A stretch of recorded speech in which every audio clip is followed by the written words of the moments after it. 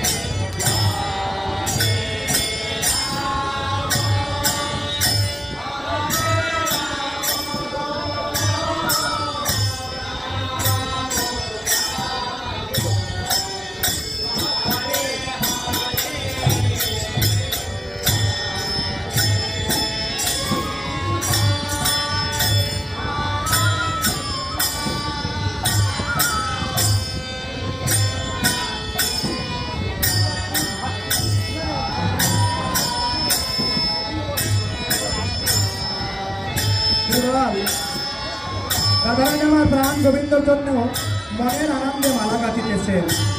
আসলে রাধারানী মনে করে যে এই মালাটি শুধু আমিই গেঁথেছি, আর গোবিন্দকে মনে হয় আমরাই পাবো, আর মনে হয় সকল ভক্ত বিন্দুগণ বসে থাকবে। আমরা সবাই ভগবানের আশা প্রার্থী। জয় রাধে, জয় রাধে।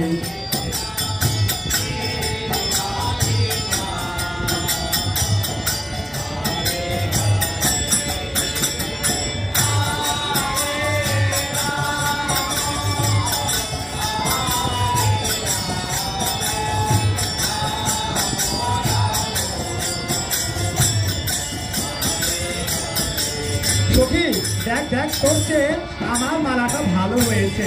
আমার মালাটাই আমার গোবিন্দ আগে নেবে, জানিস? দেখ সুন্দর মালা। তোমরা যে যত ভালো মালা গাঁথো কোনো লাভ নেই। গোবিন্দ আমার মালা আমারটা হয়েই যায়। আমার মালাটা মনে হয় গাঁথা ব্যর্থ হয়ে যাবে।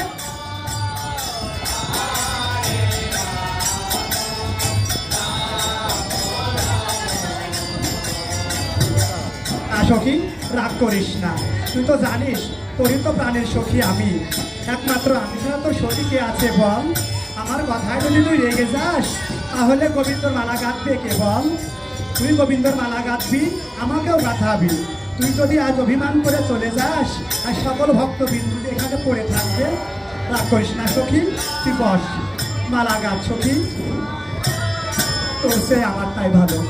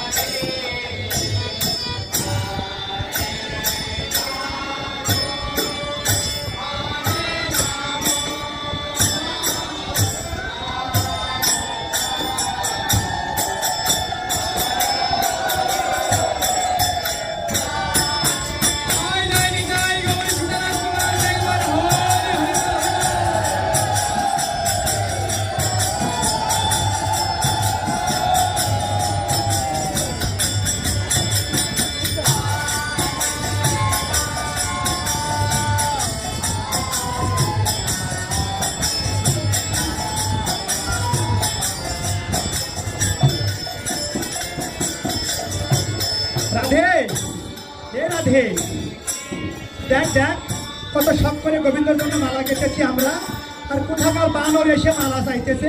মার ওকে ধাক্কা মার, ফেলাইতে করে থাক ওখানে। জানিস না কত কষ্ট করে গোবিন্দর জন্য মালা কেটেছি, আর কোথাকার কি এসে আমাদের মালা চাচ্ছে।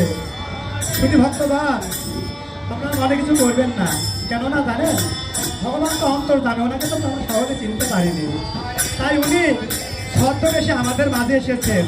আসলে মালা তো তার জন্যই, কিন্তু আমরা তো চিনতে পারিনি, না পেরে আমরা গোবিন্দকে বারবার আঘাত করিতেছি।